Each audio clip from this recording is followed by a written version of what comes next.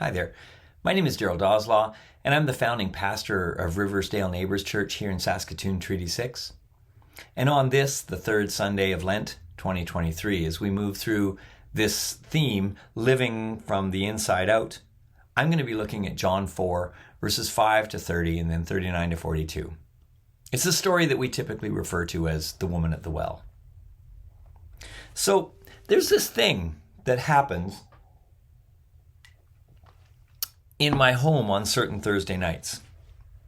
A group gets together and sits in a circle, drinks coffee or tea, and shares edited highlights of their respective journeys. There's laughter, there's crying, there's singing, there's testimonial, there's confession, there's celebration. It's a really rich gathering. A lot like church, actually. It's the local chapter of Songwriters Anonymous.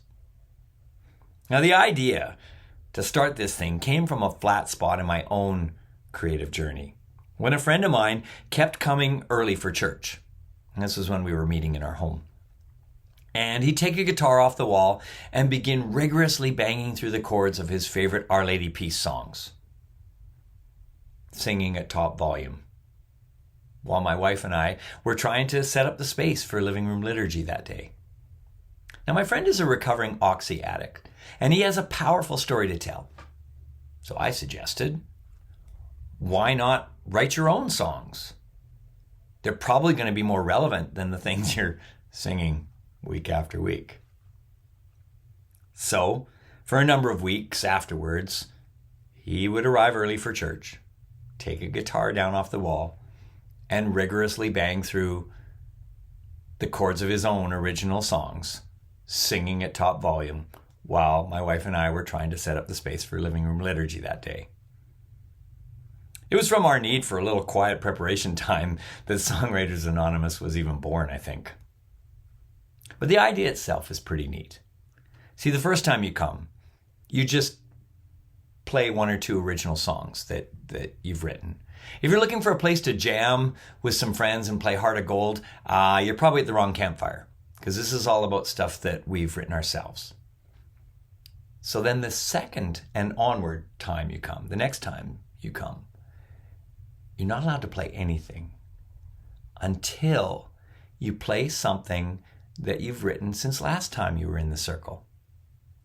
Oddly enough, there are very few one-time only participants, because everyone in the circle recognizes the value of making space and time for their creativity to find expression. And the results are quite remarkable. As the host, I too have found a pathway into a personal creative renaissance that's been marvelous. The especially amazing thing is how vulnerable everyone is with the stories of each song's origin. I mean, that's sometimes where the tears show up. It's also quite fascinating to hear different people's processes for harvesting those divine sparks and distilling them into new works of art. It not only causes you to reflect upon your own creative methods, but it can cause you to speculate on where other songs come from. I mean, this one, for example.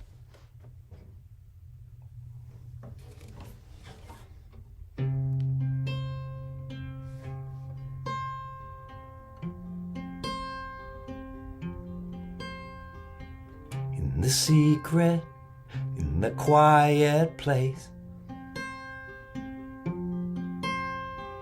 in the stillness, you are there.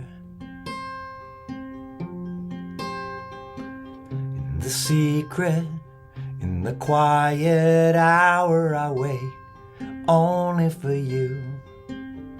I want to know you more. I want to know you. I want to hear your voice. I want to know you more.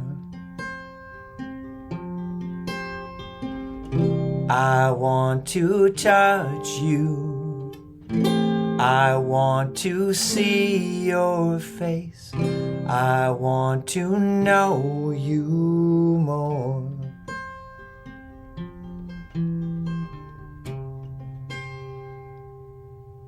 So, like in the 90s, when Andy Park sat back, having written that thing, he probably knew it was a good song, because as a songwriter, you know when you've made something nice. And you also know when you've made garbage. But he probably didn't allow himself to think for even a moment that he had just written a personal and corporate worship anthem that would be blasted through PA systems in multiple languages all over the world, declaring people's desire to know and be known by the divine with intimacy and with passion. I mean, who would dare imagine such a thing? But there it is. We can't know just how or when the presence of God will anoint a moment. If predicting the weather in times of climate change is finitely difficult for your local meteorologist on the evening news, then getting designs on God's movement is probably infinitely more difficult. Actually, though, it seems like God is pleased to surprise people with the holy moment anyway. When we're surprised, it's usually true that our defenses, all those things that we've built around ourselves to protect ourselves against threats that would somehow change us, well, all those defenses are down. That's probably why we can be surprised then. In today's lectionary reading on this, the third Sunday of Lent, God is pleased to show up in ways that are disarming and are therefore emancipatory for the people in the story, inviting everyday people to let their inside emerge as the outer palisades drop away. So as I mentioned earlier, I'm going to be reading John 4, but what I want to do is I want to read it from the First Nations version, and there's a reason for that. The reason is because this is, number one, this is a really familiar story, and number two, the First Nations version takes the names of the characters and the places and translates them into our language from their original meanings. So, for example, Jesus is named Creator Sets Free in this reading. And what it does is it seems to give a whole different relational character to what we read. My hope is maybe we hear some different things from this familiar story today. On the way, he had to journey through the territory of High Place.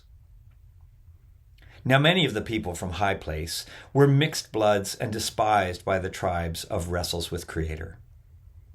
They had their own sacred lodge and ceremonies and did not respect the tribal members or consider Village of Peace to be a holy place. Both of them would go out of their way to keep from having contact with each other. The sun was beating down from high above head as Creator Sets Free journeyed through High Place. There, he came to a place called Burial Site, which was near a piece of land Heel Grabber had passed down to his son, Creator Gives More. Weary from his journey, about the 6th hour of the day, Creator Sets Free sat down to rest at the ancient watering hole of Heel Grabber, while the ones who walked the road with him went to the nearby village to find some food. The sun had reached midpoint in the sky. It was now the time of day when no one would normally come to the watering hole. A woman from High Place came to the well to draw water. Creator Sets Free saw the woman and said to her, "Would you give me some water to drink?" This surprised her, because a traditional man would not speak to a woman in public. She found her voice and asked, "Why would you, a man from the tribes of Wrestles with Creator, ask me for a drink, seeing I am a woman from High Place?" She said this because the tribes of Wrestles with Creator have no dealings with the people from High Place. "If only you knew about Creator's good gift," he answered. and who it is who asks you for a drink. You would ask him for living water, and he would give it to you." She said to him, "Honored one, this watering hole is deep, and you have no way to draw out the water. Where will you get this living water? Are you greater than our ancestor Heel-grabber, who gave us this well and was first to drink from it with his children and animals?" "The ones who drink from this well will thirst again," Creator Sets Free answered. "But the ones who drink the water I give them will never thirst. For this water will become a river flowing from inside them, giving them the life of the world to come that never fades away, full of beauty and harmony." "Honored one, please just give me this water," she asked to him, "so I will never have to thirst again or need to walk this long path to get a drink." We'll stop there for a second. So it's high noon. This is not the time when people come to the well. Right now, the well is a place where one can escape public scrutiny. And this is when this woman comes to draw water. But we know this story. We've read ahead, and now we hear everything with confirmation bias. We need to be careful to not read too much into things. Lately, I've been fond of saying that the Bible doesn't say anything. We read things in it. And those are two very different ideas. Eugene Peterson, in his book, Christ Plays in 10,000 Places, comments on our need to speculate. He says, "It is not difficult to conjure a scenario of serial rejections, multiple failures year by year, accumulating wounds and scars in mind and body. For her, to be a woman is to be a victim. To be near a man is to be near danger." But then he turns it. He says, "We love playing these little games, filling in the blanks, guessing at the reality behind the appearances, getting the inside scoop on people's lives." You see, I think if we're not careful, we are in danger of robbing that secluded place of its seclusion. And in doing so, we rob it of its safety for Jesus to do something surprising. We besmirch the holy moment. We explain it away. The cultural nuances are in the text anyway. We're reminded of the ancient grudge between these two peoples. We're reminded of the man asking a woman for a drink and how that has social ramifications. Apart from these things, what do we actually see here? We see Jesus presenting the woman with a riddle. He gives her just enough that she is engaged, because this surprising fellow is undermining the power of those pre-existing social conditions to afford her some good conversation. And no one is around to spoil it with scandal. So she says, "Where's your bucket? Can't get water from a well without a bucket." And he replies with more riddles until finally she gives up saying, "Please, just give me the water." Did you ever see the old Jim Henson film Labyrinth? At the beginning of the show, a really young Jennifer Connelly must babysit her screaming, snotty-nosed little stepbrother.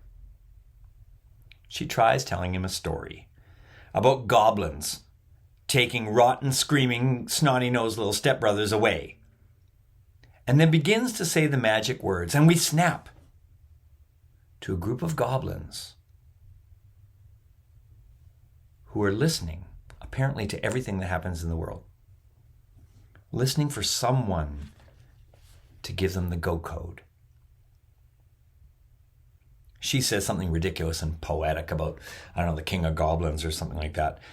And the goblins are disappointed because all she really needs to say is, I wish the goblins really would take you away right now. And when she does, instantly, the room is quiet. The baby is gone. And the adventure of the whole movie begins.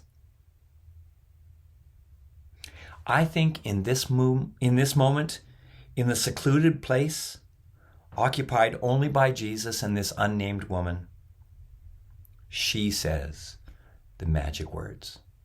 She says, please, just give me this water. And it happens just like that. But there are more riddles spinning because, like so many of us, she doesn't even know what she's asking for. Jesus answers with, go and get your husband and bring him here. And in an instant, the secluded place becomes a sacred space. A space where heaven and earth come together.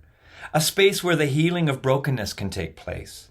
A space where the shalom of God isn't theoretical. It's actually underway. He said to her, go to your husband and bring him here. I have no husband, she answered. That is true, Creator Sets Free said. You've had 5 husbands, and the man you are with now is not your husband. Her eyes grew wide as she lifted a trembling hand to her mouth. Oh, you were a prophet, she said back to him. Our ancestors honored and served the Great Spirit on this mountain, but your people say the only place to make our prayers and perform our ceremonies is in Village of Peace. Okay, now this is a very old argument between the people of High Place and the tribes of Wrestles with Creator. Honored woman, trust my words, Creator Sets Free said to her. Your people honor and serve him, but in ways that they do not fully understand. We honor and serve him with understanding. For the good road that sets us free has been entrusted to the tribes of Wrestles with Creator. But the time is coming when all who honor and serve the great mystery will not need to do so on this mountain, nor in Village of Peace. The Father is looking for the ones who will honor him in spirit and truth. And the day for this has now come. The one above us all is Spirit, and all who honor and serve Great Spirit must do so in spirit and truth. I know the chosen one will come, she said, and when he comes, he will make all things clear to us. Creator Sets Free said to her, I am the chosen one, the one who is speaking to you now. Just then, his followers returned.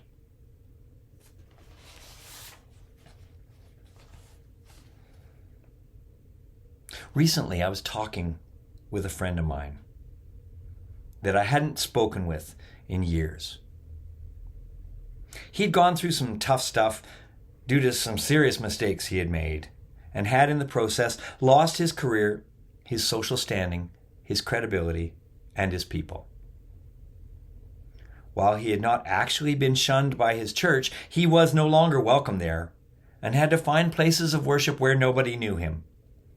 He had to find secluded places and pray that they would also afford him a sacred space. Well, he said something the other day which I found really interesting, especially in light of this story. He said, the best thing from all of my demise is that my skeletons are all out. I have nothing to hide anymore. I lived in fear and isolation for so long. That's what Jesus seems to be doing here at the well. in spirit and in truth, he says. When a secluded place becomes a sacred space, you're all alone with your shadow self. There's business to be done there, and in-house lies are counterproductive. It's like an entire layer of self-deception and fallenness just drops off your heart. The proverbial jig is up. And I'm not sure, but I think the state of being that emerges is called humility. And Jesus assures her that the time is coming when everyone will be free to be, when every space will be sacred, and life itself will be lived as worship, in spirit and in truth. He's describing the shalom of God in such vivid terms that she doesn't even notice the return of those who walk the road with Jesus. However, their arrival provides her with a reason to leave because there's something that she desperately needs to do. When a secluded place becomes a sacred space, you're all alone with your theology. After all, an important thing about shalom is understanding whose peace you're enjoying. Thing is, many think that a theology is an abstract intellectual concept of God, some kind of extended definition. James Calvin Davis frames it more personally. He says, Christian theology is the collective project of understanding ourselves, the human community, the world, and the cosmos in relation to God through the interpretive lens of what Jesus reveals to us about God, and in conversation with the best sources of knowledge available in our time and place. In other words, a theology needs to be relational and contextual, not simply intellectual. And for the unnamed woman in this story, Jesus has provided freedom and hope. Whatever power her string of failed marriages may have had over her in the past, the living water that Jesus has poured into her heart simply because she asked for it is now doing its cleansing work. This living water is a very simple revelation. However, it brings a hope that she is compelled to share. Her picture of God has changed because what Jesus reveals to her about God is that God feels you are worth knowing.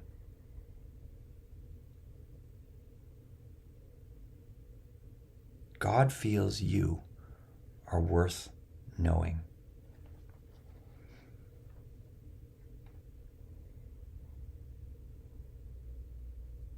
The woman left her water pouch, went to the village, and told the people, "Come and see this man who knows everything about me. Could he be the chosen one?" The people of the village went out to find him. Soon, many people from the woman's village in High Place arrived. Many believed in him because the woman had said, "He knows everything about me." They asked him to stay, so he remained there for 2 more days. When they heard him speak, many more believed in him. And they said to the woman, "We believe now, not just because of your words, but because we have heard him ourselves.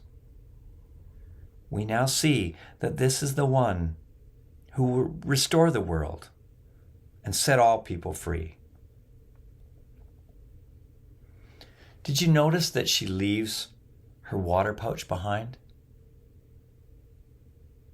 Like Jesus earlier, she is now the vessel, unabashedly bringing living water to her neighbors. Remember in It's the Great Pumpkin, Charlie Brown, where Linus and Sally sit in the pumpkin patch, awaiting the arrival of the great pumpkin. And Linus is so careful to make sure that he's gotten everything, including his language of belief over doubt, just right, so that the great pumpkin will acknowledge this place as a sincere place and pay him a visit. Well, God's no great pumpkin. God can find us wherever we are. However, we could probably start with finding a secluded place and filling it with our sincere presence as we wait, longing for a riddle from God that can change the world when we share it with our neighbors.